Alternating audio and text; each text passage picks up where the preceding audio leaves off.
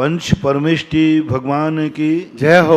आचार्य श्री गुरुवर कुंद कुंद महाराज की जय हो। आचार्य श्री गुरुवर विद्या सागर महाराज की जय हो। निराभक श्रवण मुनि पुंगव 108 श्री सुधा सागर जी महाराज की जय हो। समस्त मुनि संघ की जय हो।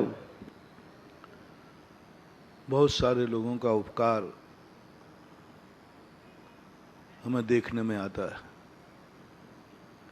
जो काया से उपकार करते हैं। काय से उपकार करना प्रायः पुण्यहीन लोग करते हैं, शक्तिहीन लोग करते हैं, असमर्थ लोग करते हैं, छोटे लोग करते हैं। काया से, मन से हो या ना हो, वचन से हो या ना हो, लेकिन काया से उपकार करने वाले जीव प्रायः निम्न स्तर के होते हैं। जैसे पंच स्थावर जो हैं, ये काया से उपकार करते हैं, इनका मन और वचन नहीं होता। इनकी काया ही सारे जगत पर उपकार कर रही है। वनस्पति काया सारे जगत को खाने दे रही है, भोजन दे रही है, लेकिन मन वचन नहीं है। वायु, पृथ्वी काय, अग्नि काय, ये सब काया से उपकार कर रहे हैं, काय से उपकार करते हैं। जो जितने भी विकलेंद्री होते हैं, ये भी उपकारी और अपकारी काया से होते हैं। इनके साथ वचन भी जुड़ जाता है। एक इंद्रिय जीव सबसे जो निकृष्ट जीव हैं दुनिया में, वे एक इंद्रिय हैं, जो सारे जगह, जैसे कल मैंने कहा था, संसार में ऐसी कोई भी वस्तु नहीं है जो निरुपयोगी हो, जो कहीं ना कहीं किसी ना किसी रूप में उपकारी ना हो। ऐसा हो ही नहीं सकता, क्योंकि जब भी द्रव्यों का लक्षण आचार्यों ने बनाया, एक शब्द दिया, कौन द्रव्य इस दुनिया के लिए क्या उपकार कर रहा है। जब द्रव्य का अस्तित्व ही उपकार के लिए है, काल द्रव्य परिवर्तन में उपकारी है, धर्म द्रव्य चलने में उपकारी है, अधर्म द्रव्य स्थिर रहने में उपकारी है, आकाश द्रव्य अवगाहन में उपकारी है, पुद्गल द्रव्य सबके मालूम है कि शब्द बंद आदि जो हैं, ये सब पुद्गल के उपकार हैं। जीव के उपकार में परस्पर उपग्रह जीवाना, यानी जब वस्तु ही दुनिया में उपकार के लिए है, तो वस्तु का परिणमन से अपकार कैसे हो सकता है? वस्तु की पर्याय कैसे अपकारी हो सकती है? वस्तु जो भी पर्याय, जब स्वयं उपकार के लिए ही है, जब संकल्प ही है कि मैं उपकार के लिए दुनिया में हूँ, तो कोई उपकारी व्यक्ति अपना परिणमन अपकार के लिए नहीं करता। अपकार हो जाता वो बात अलग है, वो तो गलती आपसे भी हो सकती है। आप भोजन अच्छे के लिए करते हैं, लेकिन वो नुकसान कर सकता है। आप नदी में स्नान के लिए कूदते हैं, मर भी सकते हैं। आप गाड़ी अच्छे के लिए चलाते हैं, एक्सीडेंट भी हो सकता है। वो तो अपन स्वयं का भी भूल हो सकती है, लेकिन कोई स्वयं अपना अपकार करता नहीं। ऐसा ही ये निर्णय करते हुए चले कि जो भी दुनिया में है, वो अपकार के लिए नहीं, उपकार के लिए। मौत भी है तो वो भी उपकार के लिए है, जीवन भी है तो उपकार के लिए है। सब एक विहंगम दृष्टि डालो, चारों तरफ उपकार उपकार उपकार, हर वस्तु को उपकार मान लो। आपकी नकारात्मक ऊर्जा खत्म हो जाएगी और आप सकारात्मक ऊर्जा से भर जाएंगे। कुछ नहीं करना आपको, बस इतना करना है, कोई भी वस्तु देखना, उसे उपकार की दृष्टि से देखना, उपकार की दृष्टि से। थोड़ा परिणाम अपन को बनाना पड़ेगा।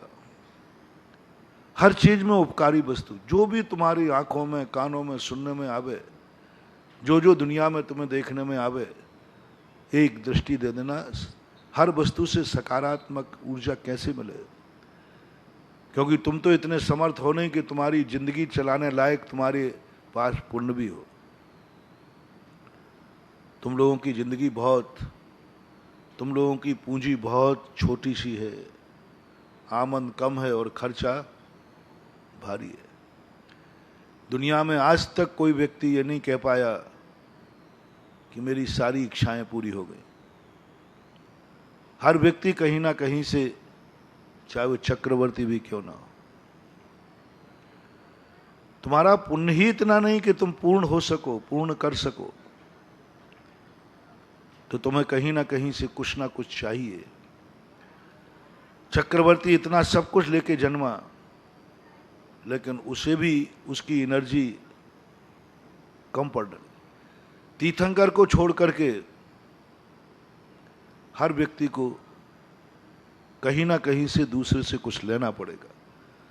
अब तुम्हारी जिंदगी में कैसे सकारात्मक ऊर्जा भरे कि तुम हर तरफ सफल होते जाओ, हर तरफ तुम्हें सुख का भंडार मिले। कौन देगा तुम्हारे लिए? तुम्हारे पास तो है नहीं, तुम्हारे कमाने की ताकत है नहीं। तुम 24 घंटे पाप कर सकते हो, लेकिन 24 घंटे पुण्य नहीं कर सकते। 24 घंटे एक व्यक्ति अधर्म कर सकता है, लेकिन 24 घंटे धर्म नहीं कर सकता। 24 घंटे व्यक्ति हिंसा कर सकता है, लेकिन गृहस्थ संसारी 24 घंटे अहिंसा नहीं कर सकता। 24 घंटे व्यक्ति झूठ बोल सकता है, लेकिन 24 घंटे सत्य नहीं बोल सकता। 24 घंटे व्यक्ति चोरी की प्लानिंग बना सकता है, लेकिन गृहस्थ 24 घंटे चोरी से रहित नहीं हो सकता। 24 घंटे वो मन इंद्रियों के व्यभिचार में पड़ सकता है, बुरे भाव कर सकता है, लेकिन 24 घंटे व्यक्ति की इंद्रियां बीतरागी नहीं हो सकती। 24 घंटे व्यक्ति परिग्रह को जोड़ सकता है, 24 घंटे कमाने की, खाने की, पीने की बातें कर सकता है, लेकिन 24 घंटे का उपवास करना भी कठिन है। उपवास करोगे तो मन विकृत हो जाएगा। 24 घंटे में मंदिर याद आवे कोई नियम नहीं है लेकिन 24 घंटे मंदिर में रुक जाओ तो एक आध बार घर जरूर याद आएगा। ऐसे बहुत सारे दिन निकल सकते हैं जिसमें तुम कह सकते हो महाराज जी आज मैं मंदिर भूल गया। बहुत सारे लोग कहते हैं महाराज जी मैं मंदिर जाना भूल गया,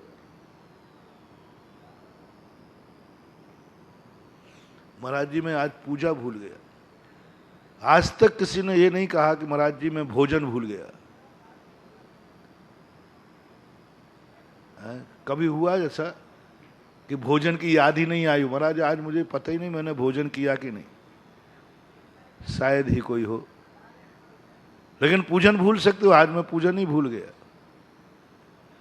तो इस संसार में जीवों की स्थिति बड़ी विचित्र है। ये कितना भी कुछ कर लें, 24 घंटे पाप कर सकते हैं, पुण्य नहीं। और पाप करने के लिए भी शक्ति चाहिए, पुण्य चाहिए। कहां से लाओगे? कहां से लाओगे? आपको दुनिया से लेना है, चोरी करना नहीं है। शक्ति चोरी से नहीं आती है। धन चोरी से आ जाएगा, लेकिन धन का उपयोग की चोरी नहीं हो सकती, वो तो तुम्हारी शक्ति है। रोटी की चोरी कर सकते हो, लेकिन रोटी को पचाने की चोरी नहीं। मुझे रोटी नहीं पचेगी, हम फलाने को खिला देंगे तो उससे हमारे पास ताकत आ जाएगी, ये कुछ नहीं होने वाला। रोटी की चोरी हो सकती है, रोटी की ताकत की चोरी नहीं हो सकती। आप लोग गृहस्थ हैं, आपको 24 घंटे शक्तियां चाहिए। कैसे मिले? बहुत सरल उपाय बता रहा हूं, बहुत सरल उपाय, बहुत सरल। जिस भी चीज को देखो उपकारी दृष्टि से देखो, जो भी देखो, पेड़ पौधे सब देखो उपकारी दृष्टि से देखो। एक धारणा तुम बना लो, दुनिया में जो कुछ भी है वो सब किसी ना किसी उपयोगी है, कोई ना कोई इसका उपकार है, कोई ना कोई उपयोगिता है। जहर है तो भी उसका उपयोग है, कोई व्यर्थ की झाड़ी है तो वो भी कोई ना कोई दवाई है। बहुत सारी झाड़ियां ऐसी होती हैं जिनको अपन कहते हैं व्यर्थ है, धतूरा है उसको। अभी एक बहुत बड़ी खोज निकली, बरसात के दिनों में होता है कुकुरमुत्ता, एक इतना छोटा सा होता है, उसके ऊपर छत्ता होता है, छत्ता, और डंडी होती थोड़ी सी, छत्ता। बहुत बड़ी औषधि सिद्ध हुई, कैंसर की औषधि उससे बनना शुरू। अब वो कुकुरमुत्ता बिल्कुल बेकार चीज मानते थे, मशरूम, मशरूम बोलते हैं, हाँ कुकुरमुत्ता, हाँ कुकुरमुत्ता, बहुत बड़ी। अब उसको कुछ भी काम कर, जानवर भी नहीं खाते उसको। गांव में देहातों में कुकुरमुत्ता यूं होता है, थोड़ी देर होता है। अब बोलो कितने हजारों लाखों करोड़ों अरबों वर्षों से कुकुरमुत्ता कब से पैदा हो रहा है? जब से दुनिया है। अपन समझते थे ये तो बेकार चीज है, कचरा है, गंदगी है, गंदगी में होता है वो। लेकिन अपन को मालूम नहीं था कि इतना बड़ा उपकारी है, इतना बड़ा उपकारी है, इसमें कैंसर जैसी बीमारी को दूर करने की ताकत है। कैंसर का आया था ना, अभी पेपर में डिटेल में विस्तार में आया। अब आज पता चला अपन को कि कैंसर की बीमारी का इलाज कर सकते हैं, लेकिन वस्तु तो हजारों साल। ऐसी कितनी वस्तु दुनिया में है जिनका हम नहीं जानते हैं कि इनमें क्या गुण है, अपन उसके निर्गुणी मानकर उपेक्षा कर देते हैं। हम नहीं समझ सकते, हमारा इतना ज्ञान नहीं है। बस एक ज्ञान और जरूर गुरु से आप ले लो, आप सारी वनस्पतियों का उपयोग नहीं जान पाएंगे, आपको नहीं मालूम है। आप करने भी जाओगे तो कहां कहां तक करोगे। बस एक संक्षिप्त सूत्र में मैं तुम्हें दे रहा हूं कि आज के बाद जो जो ये प्रवचन सुन रहे हैं, कोई भी वस्तु देखेंगे उसे उपकारी की दृष्टि से देखेंगे। ये वस्तु दुनिया में है तो इसका कोई ना कोई उपयोग जरूर है, भले मुझे मालूम नहीं है। जैसे ही आप ये परिणाम करोगे तैसे ही आपकी नकारात्मक ऊर्जा खत्म होगी और सकारात्मक ऊर्जा से भर जाओगे। इतनी सकारात्मक ऊर्जा मिलेगी कि सारा जगत तुम्हारे लिए हाथ जोड़े खड़ा होगा। तुम्हारे पास विपत्ति आएगी, बचाने वाला भी आ जाएगा, क्योंकि तुमने उपकारी दृष्टि कर ली। डॉक्टर जगदीश चंद्र बसु ने इस सिद्ध किया कि बगीचे में नेगेटिव पॉजिटिव एनर्जी, जब कोई माली सींचने जाता है, पेड़ जान जाते हैं, पेड़ों को पहचान होती है। पेड़ों को जड़ मत समझो, अचेतन मत समझो, वो जानते हैं कि मुझे मारने वाला कौन, बचाने वाला कौन।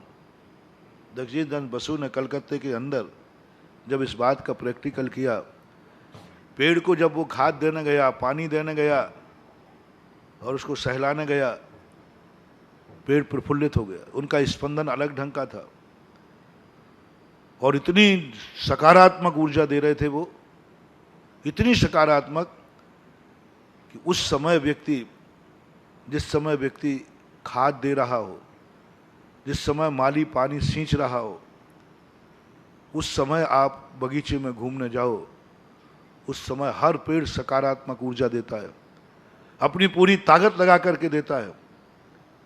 उस समय जाओ जिस समय वो इस प्रकार कर रहा है। उस समय कदापि बागवान के बाग में मत जाना जिस समय वो कटिंग कर रहा हो, पत्ते तोड़ रहा हो, फल तोड़ रहा हो, कुल्हाड़ी हाथ में लिए हो, कैंची हाथ में लिए हो, पेड़ के पास से ही मत गुजरना। बहुत नेगेटिव ऊर्जा देते हो, इतनी बद्दुआ देते हैं उस समय जैसे आपकी कोई गर्दन काटने वाला गुंडा आपको मार रहा हो। आपके परिणाम उस समय कैसे होते? आप चिल्लाएंगे, बुरे दुआ देंगे। ऐसे जब पेड़ की कटिंग कर रहा हो, पेड़ को उखाड़ रहा हो, पत्ते फल तोड़ रहा हो, उस समय हर पेड़ बाग का कांपता है।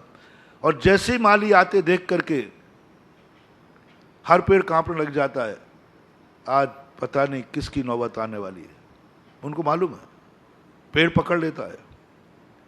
पेड़ के पास बहुत बड़ी एक शक्ति होती है जो पता कर लेता है कि पानी कहाँ मिलेगा। उसकी जड़ उसी तरफ जाती है जहाँ पानी होता है। वो कोसों दूर से ही पता कर लेता है कि पानी किस तरफ है। वो जान जाता है बगीचे में आने के आज बागवान किस भाव से आया है, क्या परिणाम लेके आया है। यदि कटिंग के लिए जाता है उस समय हर पेड़ कांपता है। विज्ञान की बात बता रहा हूं, विज्ञान ने प्रैक्टिकल किया, कांप रहा है। उस समय नकारात्मक ऊर्जा होती है। आप यदि बीमार नहीं है तो बीमार हो जाएंगे, आप परेशान नहीं है तो परेशान हो जाएंगे, क्योंकि आप उस समय गार्डन में गए जिस समय बागवान कटिंग कर रहा था, जिस समय बागवान फल फूल पत्ते तोड़ रहा था, जिस समय एक किसान हल चला रहा था, जिस समय एक सब्जी वाला सब्जी काट रहा था, फल तोड़ रहा था, फल तोड़ रहा था। आपके सामने आपके बच्चे को कोई तोड़ता है, आपका हाथ पैर तोड़ता है, तो आप संगी पंची नहीं होने से पकड़ते हो, वो भी पकड़ते हैं। सब कुछ, एक डाल तोड़ते हो उनको स्पंदन होता है, उनकी वेदना वही होती है, बस वचन नहीं है उनके पास, काया है। मैंने पहले ही कहा, स्थावर काया से उपकार करते हैं और काया से अपकार करते हैं। वो स्वयं में तो उपकार के लिए हैं, लेकिन जब अपन को यातनाएं देते हैं तो उनसे अपकार हो जाता है। इसलिए माली बागवान, जब माली बागवान, सब्जी वाला, खेत किसान वाला, उस समय उस कभी भी पेड़ कट रहा हो वहां से दूर हट जाना। बहुत नकारात्मक ऊर्जा दे रहा है उस समय। सब होगा संसार में, सब होगा, मैं इसके लिए मना नहीं कर पा रहा हूं। पेड़ भी कटेंगे, सब्जी भी कटेगी, कटिंग भी होगी, सब होगा। लेकिन मैं आपसे बोल रहा हूं कि यदि आप थोड़े बहुत कमजोर हैं, बीमार हैं, अस्वस्थ हैं, टेंशन में हैं, आपकी खुद एनर्जी कम पड़ रही है, आप पावरफुल नहीं हैं, तो आप सावधान रहना। यदि बागवान आए तो उस बगीचे को छोड़ देना, उस गार्डन को छोड़ देना, वहां से गुजरना मत, क्योंकि वो ऐसी नकारात्मक ऊर्जा तुम्हें देंगे वो पेड़। क्योंकि जितना जितना तुच्छ व्यक्ति होगा उसकी बद्दुआ उतनी ही खतरनाक होती है, और जितना जितना तुच्छ व्यक्ति होगा, जब भी कोई राजा महाराजा कोई काम करने जाते हैं तो गरीबों में धन क्यों बांटते हैं?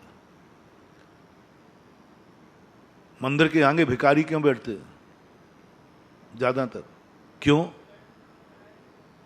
क्योंकि वो जो मंदिर आएगा वो कोई ना कोई इच्छा लेके आएगा भगवान से,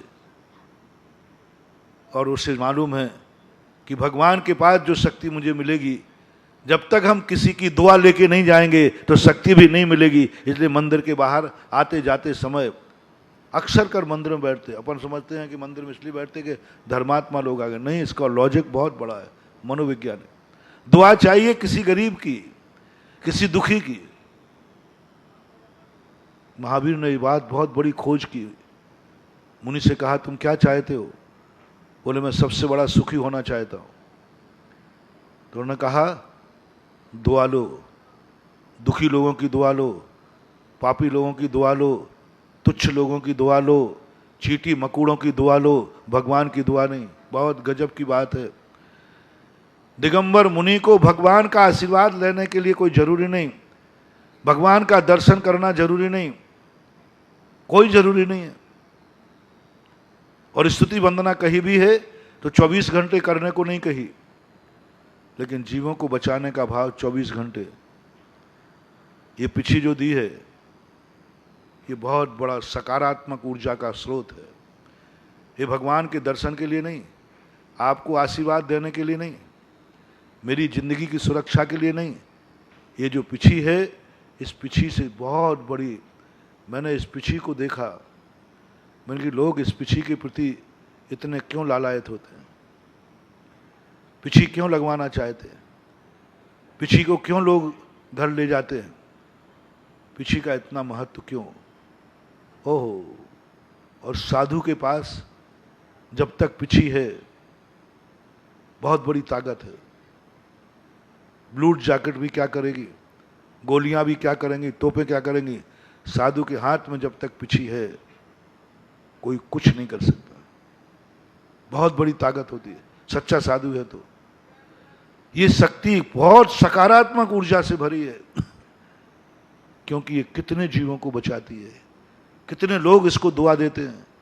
उन्होंने कहा, एक चींटी की दुआ लो, कीड़े मकोड़ों की दुआ लो, पेड़ पौधों की दुआ लो, घास फूस की दुआ लो। तुम्हें सुखी बनना है ना, तो साधना और तपस्या से नहीं बनोगे। आस्तिक गुण के पहले एक अनुकंपा गुण रखा।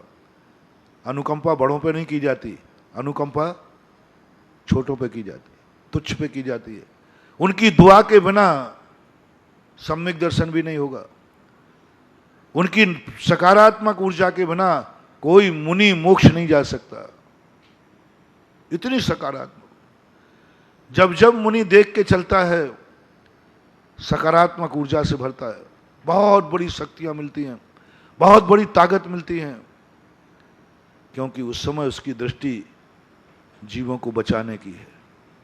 कल मैंने कहा था ना, जियो और जीने दो, ये सूत्र नमोकार मंत्र से भी ज्यादा पावरफुल है।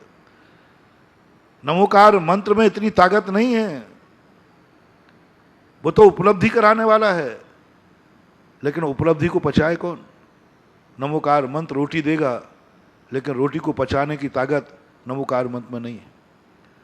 धन वैभव दे देगा नमोकार मंत्र, लेकिन धन वैभव का उपयोग करने की शक्ति कौन देगा? सब कुछ दे देगा, लेकिन शरीर बीमार हो जाएगा। अपनी जिंदगी में बहुत बड़ा रहस्यमय है जियो और जीने दो का सूत्र जो महावीर ने दिया। जब मैंने इस पर चिंतन किया, सारे मंत्र बौने नजर आए। हर मंत्र हमें मोक्ष का दरवाजा खोलता है, लेकिन हमें संसार के संकटों से नहीं बचाता। संसार में रहना है तो नमोकार मंत्र कहीं भी नहीं बचाएगा। आज तक मैंने नहीं देखा कि नमोकार मंत्र से किसी का संसार में कुछ मिला है, परमार्थ मिला है, मोक्ष मिला है। लेकिन नहीं, जितने संकट दूर हुए, कोई ना कोई व्रत से दूर हुए, नमोकार मंत्र से नहीं। नमोकार मंत्र से दूर नहीं हुआ। नमोकार मंत्र से अंजन चोर को भी विद्या सिद्ध हुई, लेकिन उसका संकट तो बरी नहीं हुआ ना। ठीक है, वो मुनि बन गया, आकाशगामिनी विद्या लेकर भाग गया। आकाशगामिनी विद्या नहीं सिद्ध होती तो क्या नमोकार मंत्र कोतवालों की पकड़ से बच जाता? नहीं बचता, भाग गया। चोर देखते रह गए। सती सीता ने नमोकार मंत्र के कारण से अग्निकुंड नींद नहीं हुआ, उसके सील के कारण हुआ। सेठ सुदर्शन को, जितने भी व्रत कथाएं हैं, सब कथाओं में उनके व्रत से हुआ। और हर व्रत के साथ कहीं ना कहीं कोई ना कोई दुआ देने वाली शक्ति छुपी है। बहुत सोच के महावीर ने कहा, देखो तुम अब पंचम काल लागू होने वाला है। यहां तो ना लोग तपस्वी रहेंगे, शक्तिहीन होंगे, ना भक्त लोग रहेंगे, ना बड़े बड़े दानी रहेंगे। राजा हरिश्चंद्र जैसे दानी भी नहीं होंगे। किमिक्षिक वरदान देने वाला कलयुग में नहीं होगा। आज तक दुनिया में कहीं नहीं है। शास्त्रों में पढ़ा है मात्र किमिक्षिक वरदान देने वाला, शास्त्र पढ़े।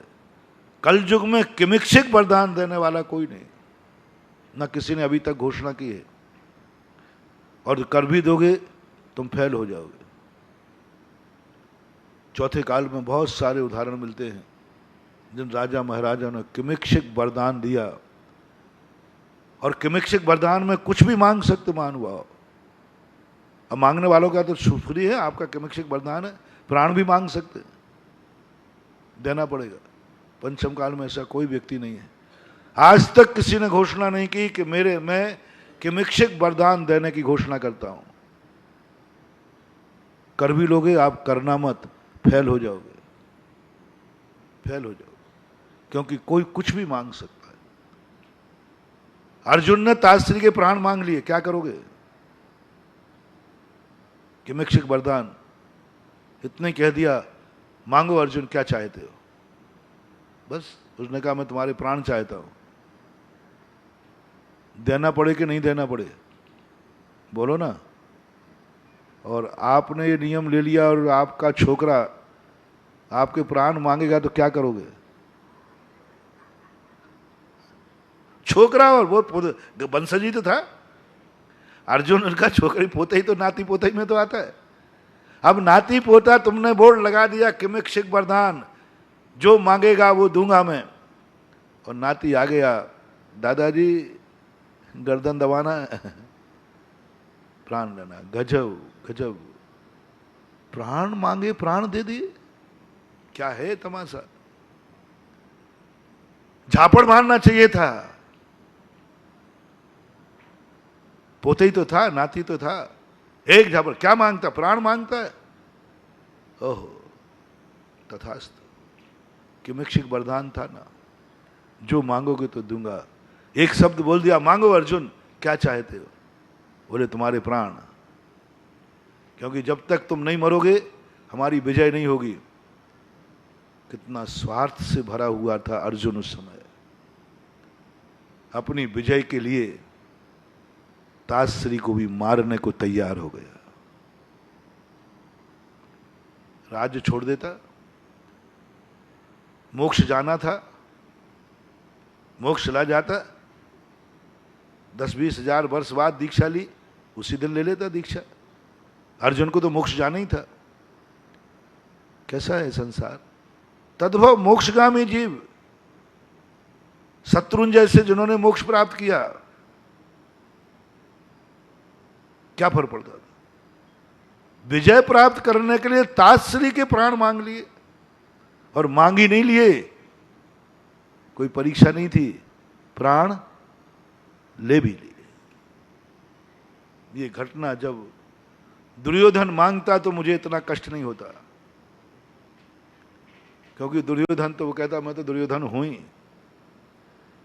दुर्योधन मांगने पर मुझे कभी भी कोई कितना भी उसने पाप किया है मुझे आश्चर्य नहीं होता, क्योंकि वो तो पापी था ही।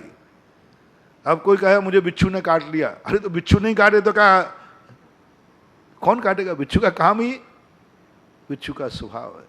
दुर्योधन का स्वभाव ही था, लेकिन अर्जुन से अपेक्षा नहीं थी। अर्जुन एक बहुत अच्छी दृष्टि वाला आदमी था। ताश्री को भी उम्मीद नहीं थी। ताश्री को यह तो उम्मीद थी किसी दिन दुर्योधन मेरे प्राण ले सकता है, ये तो उनको था। द्रोणाचार्य को भी यही मालूम था, ये दुर्योधन जिस दिन गुस्सा आ जाएगा मेरी गर्दन काट देगा, पक्का था। द्रोणाचार्य को दुर्योधन पर पूरा भरोसा, पूरा विश्वास था, जिस दिन इसका दिमाग बिगड़ गया उसी दिन हमारी जिंदगी खत्म कर देगा। ताश्री भी यही कहते थे, दुर्योधन के हाथ से मरना है, किसी भी दिन ये षड्यंत्र में फंसाएगा, मार डालेगा। कृपाचार्य को भी यही थी। सब पूरे हस्तिनापुर के अंदर जितने महारथी थे, सबको एक ही बात थी विश्वास में कि दुर्योधन कभी भी किसी के साथ कुछ भी कर सकता है, कुछ भी कर सकता है। विदुर भी कहते थे। दुर्योधन के पिता राज धृतराष्ट्र पर बैठे थे गद्दी पर, दुर्योधन की हुकूमत चलती थी। विदुर कहते थे मेरा नाश कभी भी हो सकता है, क्योंकि मेरी नीति कभी पसंद नहीं आती दुर्योधन को, और दुर्योधन मेरा बहुत विरोधी है, और शकुनी मामा कभी भी मरवा डालेगा मुझे, क्योंकि शकुनी मामा जानता था कि धृष्टराज को सत मार्ग पर लाने वाला विदुर काका है। दुर्योधन से कहता था कि तुम्हारे पापा की, तुम्हारे पिताजी की दिमाग खराब करने वाला ये विदुर है, ये विदुर उनको नीतियां भरता है। तो दुर्योधन ने भाव भी कर लिया था, इस काका को निपटाओ ना, जो गुंडा होता है, पापी होता है, अराजक होता है, वो कांटे को बाजू से नहीं करता, कांटे को हटाने का भाव करता। दुर्योधन तो एक बहुत बड़ा खलनायक था। तो विदुर भी जानते थे, यहां तक कि धृष्टराज भी जानने लगे कि मेरी मौत कभी भी दुर्योधन कर सकता है, क्योंकि दुर्योधन शकुनी मामा के अंडर में चला गया। एक बार उसने जब युवराज पद पर सेनापति बना, उस समय उसने पिताजी से कह दिया, पिताजी जबान मत खोलना, सेनापति हूं मैं, तो मैं भी गद्दी से नीचे करके गद्दी पे बैठ सकता हूं।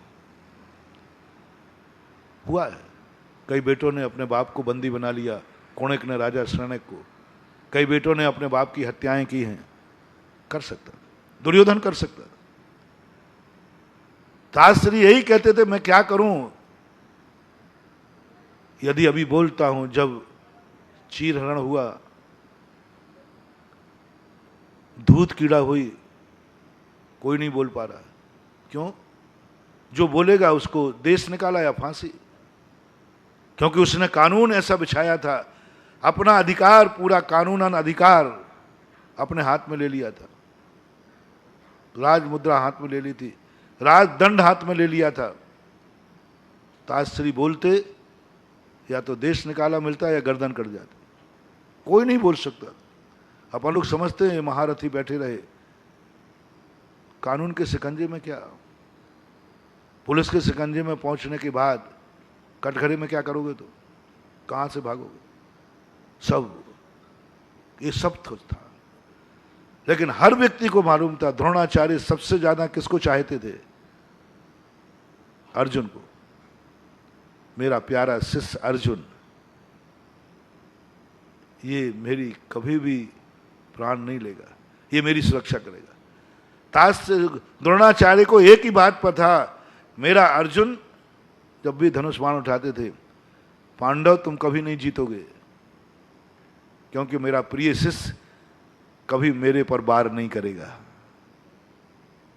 मेरा प्रिय शिष्य है, सबसे प्रिय शिष्य था अर्जुन, मेरे पर वार नहीं करेगा। वो कितना भी कोई मर जाएगा मेरे हाथ से, लेकिन वो मुझे मारेगा नहीं, ये विश्वास द्रोणाचार्य को। ताश्री भी कहते हैं, अर्जुन नहीं, ये तो मेरा बहुत प्यारा पोता है, सबसे ज्यादा चाहते थे, चाहता था सबसे ज्यादा। जैसे ही उसने ये कहा, ताश्री ने तो इसलिए वरदान दे दिया कि अर्जुन मेरा चहेता है, क्या मांगेगा? क्या मांगेगा? धन दौलत मांग लेगा।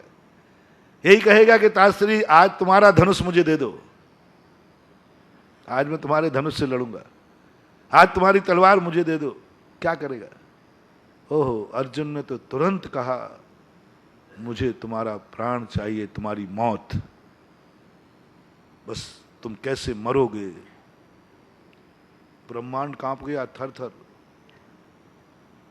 ताश्री एकदम रोमांचित हो गए, अर्जुन,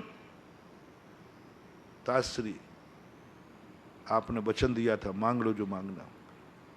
ये सोचना आपको पहले था, ये आपको पहले सोचना था कि मिक्षिक वरदान देते समय, उस समय नियम बन गया, कभी भी अपने से छोटों को किमिक्षिक वरदान मत देना, कभी मत देना, कभी मत देना, कभी मत देना, भूल कर, कितना भी प्रिय क्यों ना हो, मरना पड़ा। द्रोणाचार्य को एक ही मालूम था कि अर्जुन नहीं मार सकता। द्रोणाचार्य को किसने मारा? गर्दन उड़ाई युद्ध में अर्जुन ने,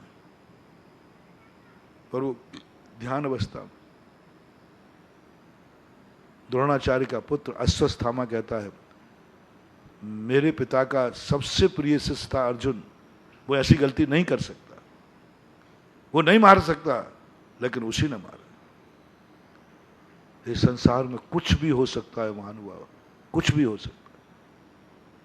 किमिक्षिक वरदान कभी भी स्त्री को मत देना, कितनी प्राण प्यारी हो। दशरथ ने कैकेयी को दिया, क्या हाल हुआ। कितना भी तुम्हारी प्राण प्रिया हो, स्त्री को कभी किमिक्षिक वरदान मत देना। ये मत बोलना कि मांग लो क्या मांगना है, तुम्हें जो देना है वो दे देना, लेकिन स्त्री से मत कहना मांगो तुम क्या मांगते हो।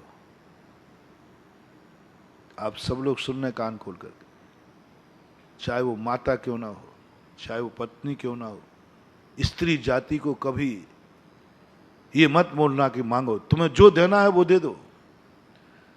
अपने से छोटे को कभी किमिक्षिक वरदान मत देना, जो देना है दे दो, पूरी जायदाद दे दो, पूरी संपत्ति दे दो, सब दे दो, लेकिन ये मत कहना मांग लो बेटा क्या मांगना है, अनर्थ हो सकता है। क्या कहीं ने किया, मांग लो क्या मांगना, चला गया। अपरिचित को कभी किमिक्षिक वरदान मत देना, चाहे वो कितना ही हो। राजा पद्म ने हस्तिनापुर के अंदर बलि, बृहस्पति, नुमीची आदि मंत्रियों को अनजाने थे किमिक्षिक वरदान दिया, मांग लो क्या मांगना। उन्होंने 7 दिन के लिए राज्य मांग लिया, 700 मुनियों पर घोप सुसर्ग हुआ, कुछ नहीं कर पाए, कुछ नहीं कर सकते, देखते रह गए। अनजाने को, क्योंकि अनजाने को उन्होंने उपकार किया ना, युद्ध में जिता दिया। राजा इतना अंधा हो गया, नीति भूल गया, मांग लो क्या मांगना है, बर्बाद हो गए। पूरे शास्त्रों में भरे पड़े हैं, कुछ भी मांग सकता है। तो चौथे काल के लोग थे, उन्होंने प्राण मांगा, प्राण मांगे तो प्राण दे दिए। पंचम काल की बड़ी विचित्रता है।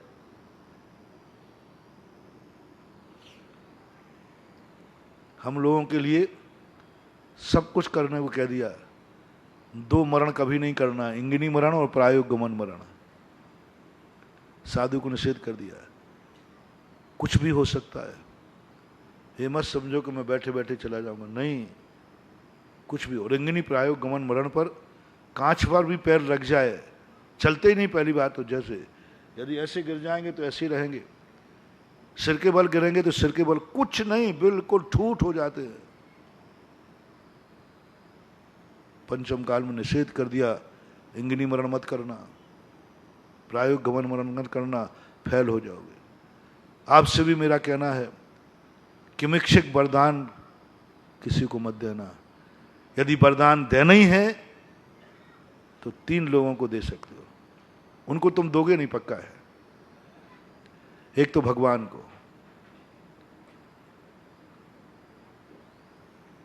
कभी कह देना भगवान मांग लो, भगवान सब कुछ तेरे लिए समर्पित है, कुछ भी नहीं, तन भी, धन भी, मन भी, वचन भी, परिवार भी, प्राण भी, जिंदगी, सब कुछ तेरे लिए है। कभी भगवान के सामने कहना सब कुछ तेरे लिए समर्पित। किमिक्षिक वरदान है, भगवान यदि मांगेगा, अंदर से आवाज आ जाए, जो भगवान मांगेगा वो मैं दूंगा। किमिक्षिक वरदान कभी भगवान के सामने देना, एक बार श्रीफल चढ़ा करके देना, कह देना भगवान तू जो मांगेगा वो दूंगा, जो तेरी इच्छा होगी वो दूंगा। कोई दूसरा भी बता देगा कि भगवान की ये इच्छा है तो मैं दे दूंगा, और गुरु बता देगा कि भगवान तेरे से ये चाहते वो दे देना। बोलो, भगवान क्या तेरे प्राण मांग सकता है? बोलो ना, नहीं मांग सकता। क्या तुझे सारी संपत्ति लेकर रोड पे खड़ा कर सकता है? क्या कर सकता है? आज तक हमने दुनिया को चाहा और दुनिया को किमिक्षिक वरदान दिए, मांगो बेटा, मांगो पत्नी, मांगो मां, दुनिया को दिया, लुटते रहे, पिटते रहे। एक बार भगवान को किमिक्षिक वरदान दे दे, बेड़ा पार हो जाएगा। तुम जब भगवान को ही नहीं दे सकते तो अब मैं अपने लिए मुंह क्यों बजाऊं? कभी एक बार आहा गुरु को किमिक्षिक वरदान दे दे, गुरु महाराज जो कहेंगे वह होगा। गुरु का एक वचन जमीन पर नहीं गिरने दूंगा। गुरु की आंख जहां उठेगी वहां मेरी जिंदगी समर्पित होगी। गुरु की आवाज जहां निकलेगी वो जमीन पर नहीं गिरने दूंगा। गुरु का इशारा जहां होगा वहां जिंदगी का सब कुछ समर्पित कर दूंगा। गुरु तो बनाया है तुमने, गुरु तो बनाते हो, काय के लिए बनाया है हमें सब मालूम है। जब कोई काम नहीं आया तो बाबा काम आएगा इसलिए बनाया है, कुछ पाने के लिए बनाया है। चलो गुरु को बना लो, जब हमारा पुण्य काम नहीं आएगा तो गुरु जी काम आ जाएंगे। जब हम परेशान होंगे तो गुरु जी बचा लेंगे। हमारी शक्तिहीनता पे गुरु काम आएंगे। यही तो दुर्योधन का नाम था। मैंने बहुत बार कहा, दुर्योधन ने, सावधान, गुरु तुमने बनाया किस लिए? राम जी ने भी गुरु बनाया था, दुर्योधन ने भी गुरु बनाया, किस लिए? पांडवों ने भी गुरु बनाया, और दुर्योधन ने भी गुरु बनाया, बहुत अंतर। दुर्योधन के गुरु बनाया, सब बड़ों को अपने पक्ष में रखा, मात इसलिए इनसे हमें कुछ लेना है, देना नहीं। गुरु से लेना है, युद्ध में उतारना है, ताश्री से लेना है, युद्ध में उतारना है। लेकिन मैंने दोनों दर्शनों को पढ़ा, जैन दर्शन और वैष्णव दर्शन को, पांडवों ने एक बार भी प्रस्ताव नहीं रखा ताश्री आप मेरे पक्ष में आइए। कहने का अधिकार तो था, एक बार तो कहते ताश्री मेरे पक्ष में। गुरु से तो एक बार प्रार्थना करते कि गुरुदेव हम दोनों शिष्य हैं, आप मेरे पक्ष में आइए। पांडवों ने नहीं कहा, क्योंकि पांडवों ने गुरु को अपने लिए बनाया ही नहीं था, दुर्योधन ने किया। दुर्योधन ने जब भी गुरु बनाया बस संकट मोचक के रूप में बनाया। मेरी पुण्य में मेरा पुण्य कम पड़ेगा, गुरु जी काम आएंगे, मेरी शक्ति कम पड़ेगी, गुरु जी आएंगे। और पीछे चला, गुरु को आगे चलाया। युद्ध में पहले गुरु को मरवाया या स्वयं मरा पहले? जल्दी बोलो। हाँ, बॉडी गार्ड, राष्ट्रपति मरा, बॉडी गार्ड बच गया। बॉडी गार्ड दुर्योधन सबसे बाद मरा, सबको निपटा दिया, जितने बड़े बड़े थे सबको आगे किया। जब मान और सम्मान की बात आती थी, जब गद्दी की बात आती थी, तब दुर्योधन सबसे आगे होता था। मैं युवराज, मैं राजकुमार, मैं ये।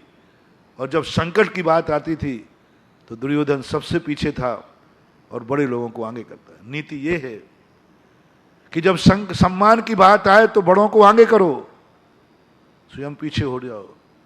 और जब संकट की बात आए तो बड़ों को पीछे करो, स्वयं आगे हो जाओ। जब सम्मान की बात आती है तो राष्ट्रपति आगे रहता, बॉडीगार्ड पीछे रहता। और जब संकट की बात आती है तो राष्ट्रपति पीछे रहता और बॉडीगार्ड आगे रहता। ये नीति है।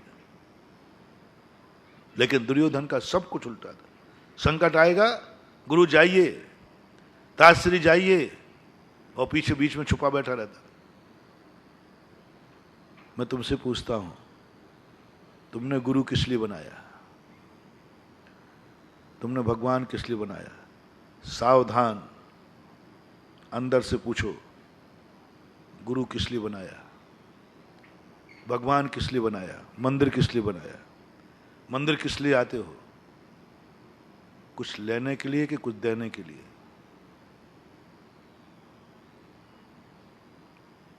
कुछ पाने के लिए कि कुछ खोने के लिए? 99 लोग मंदिर भगवान के पास कुछ लेने आते हैं, 1% बचा रहा। 99% लोग कुछ ना कुछ अपनी इच्छाएं पूर्ति करने के लिए, अपने संकट दूर करने के लिए आते हैं। जिनको संकट नहीं है तो वो इसलिए आते हैं कि बिफोर टाइम चलो, जिससे कल संकट नहीं आएगा।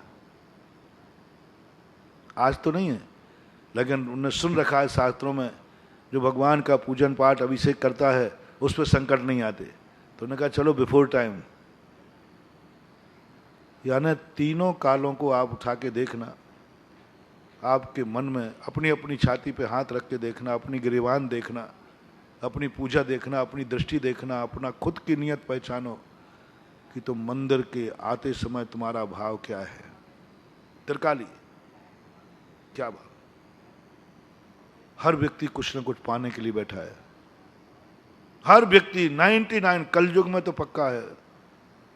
मंदिर इसलिए आता है कि भगवान की शक्ति से मेरा पुण्य काम आ जाएगा, मेरी जिंदगी काम आ जाएगी। बंधुओं, बहुत बड़ी भूल कर रहे हो।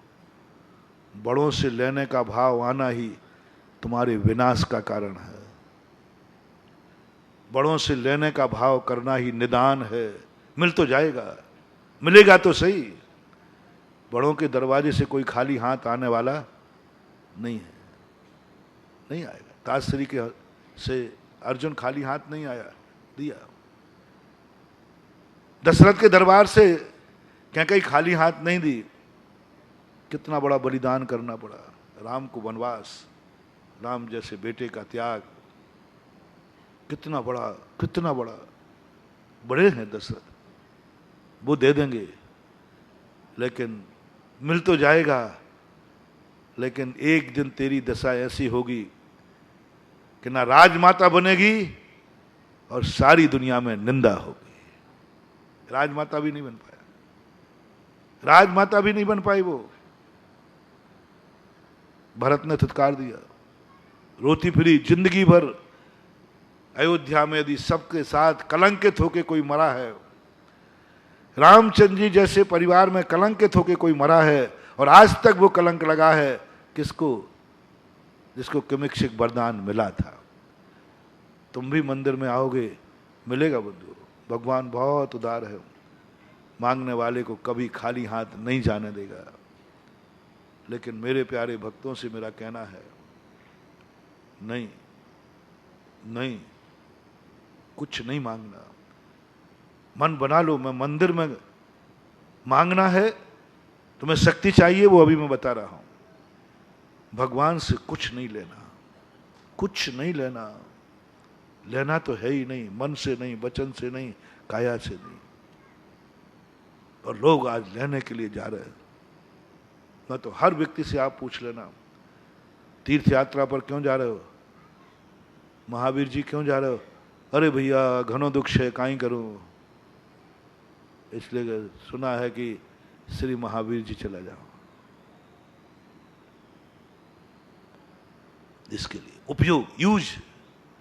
बड़ों को यूज नहीं किया जाता, बड़ों की पूजा की जाती है, बड़ों का उपयोग नहीं किया जाता, बड़ों को सिंहासन पर बैठाला जाता है, बड़ों से अपनी सेवा नहीं कराई जाती, बड़ों की सेवा की जाती है, बड़ों से अपनी रक्षा नहीं कराई जाती है, बड़ों की रक्षा की जाती है। बॉडीगार्ड बड़ा है कि राष्ट्रपति? बोलो, कौन किसकी रक्षा करता है?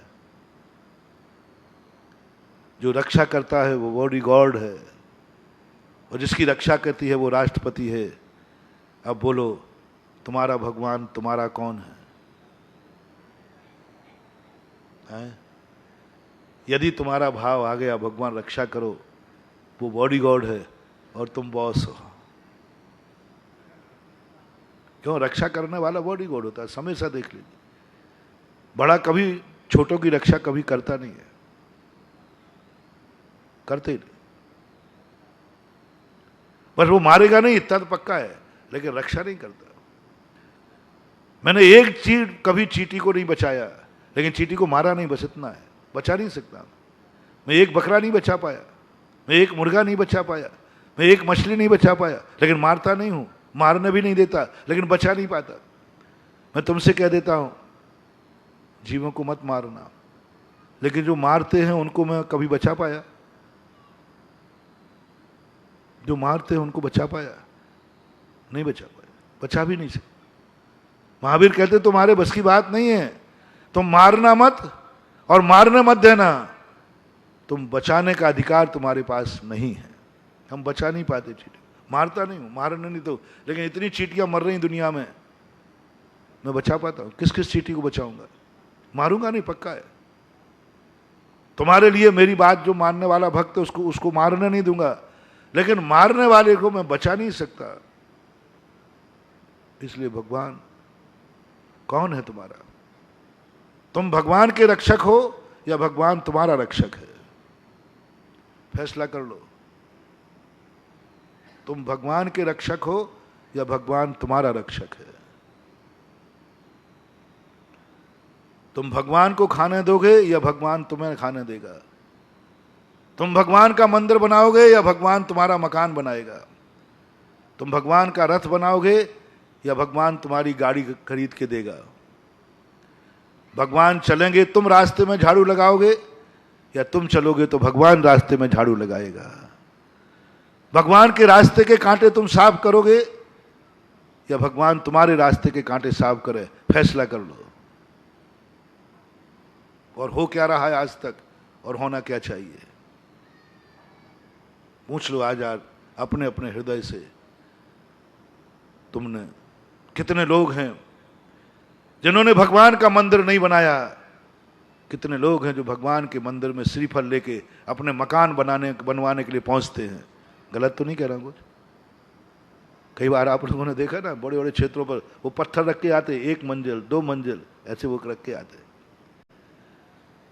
कितने लोग अपने मकान बनाने के लिए भगवान का श्रीफल चढ़ाते हैं? कितने % मान लूंगा जिनका मकान नहीं बन रहा है, परेशान है, उनमें कितने % लोग कभी ना कभी उनको भाव आता है, भगवान एक छोटा सा बंगला हो जाए, छोटा सा झोपड़ी हो जाए। जिनके पास मकान नहीं है, बहुत परेशान है, ऐसा कौन व्यक्ति है जो भगवान के सामने अपने मकान की फरियाद मन में नहीं लावे? चलो मुंह से नहीं बोल रहा, मन में आए, मन में तो भाव आ ही जाएगा, भगवान आपका भक्त छो, एक मकान आएगा। आता है कि नहीं? जल्दी बोलो ना, कितने % मान लो? कितने % मान लो? बोलो माता, कितना % मान लो? आपको भी आता है? 100%। 100% आता है।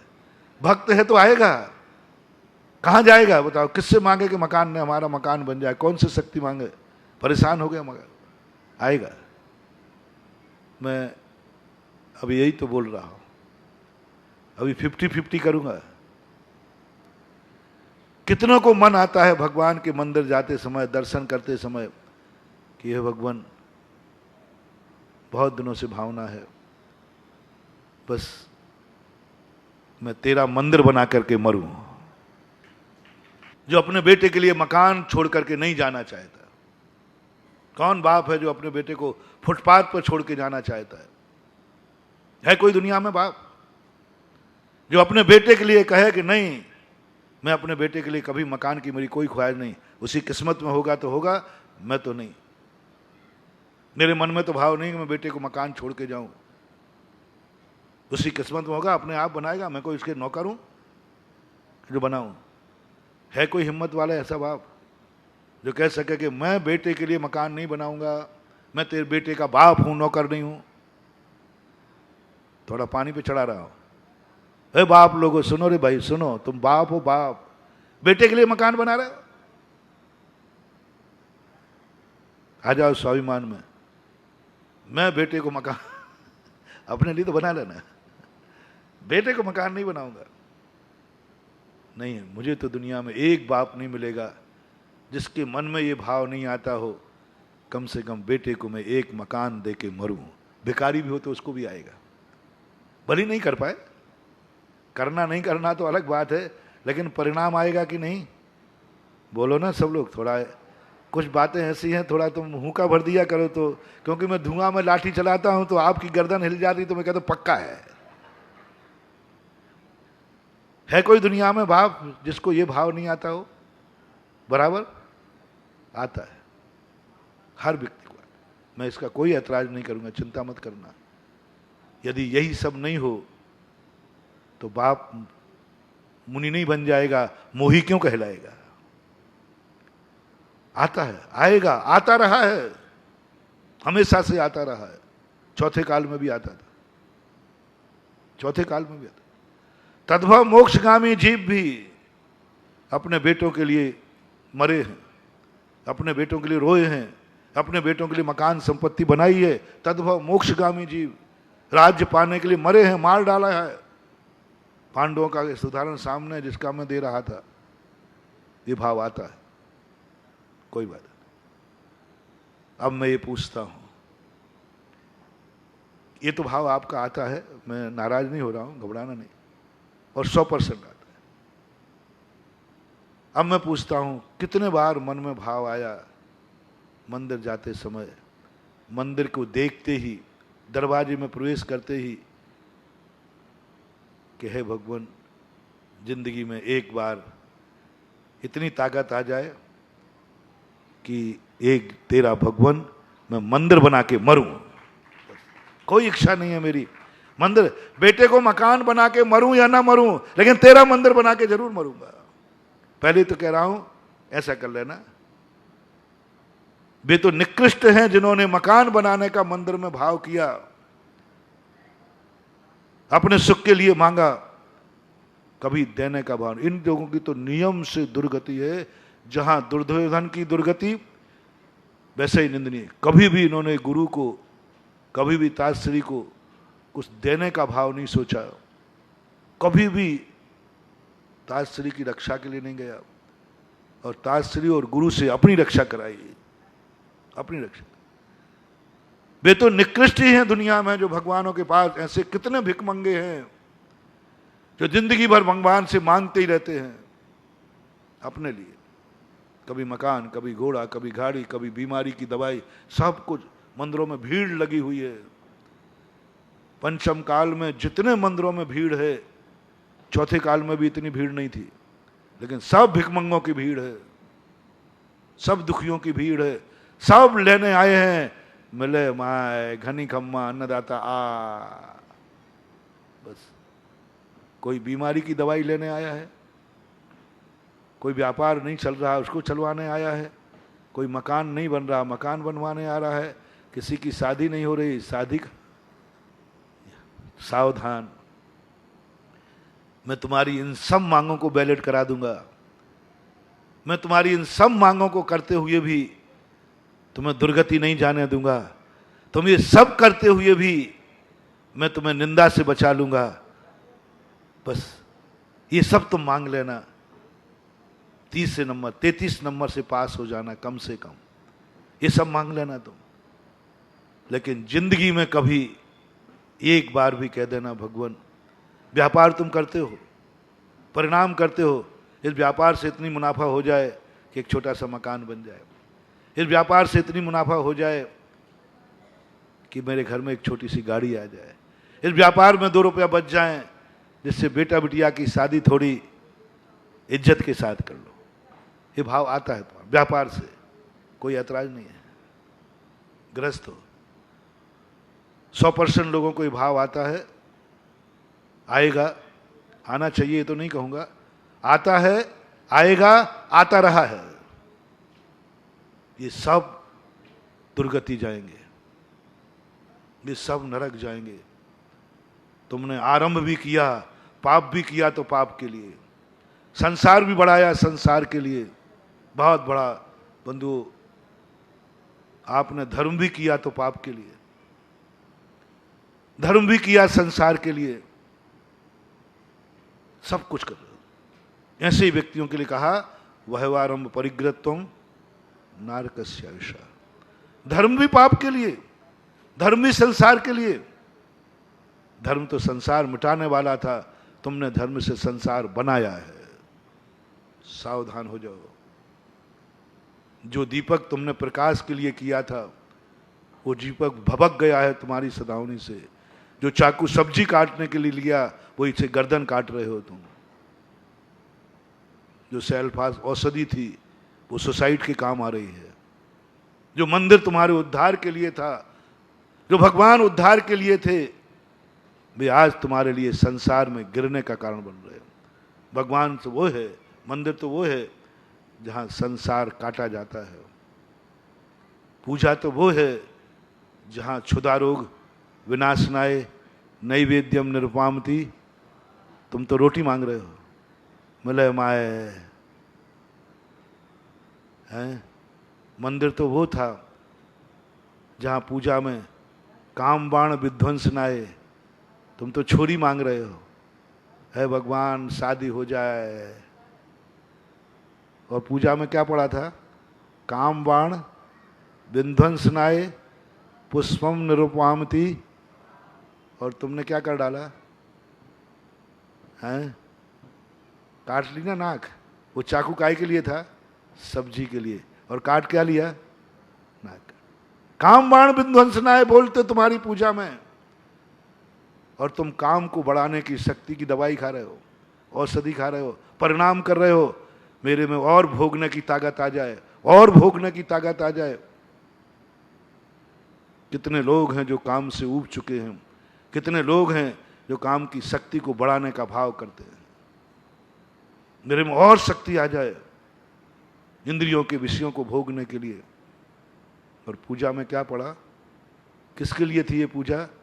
काम बाण काम वासना मिट जाए या काम वासना बढ़ जाए, फैसला करो।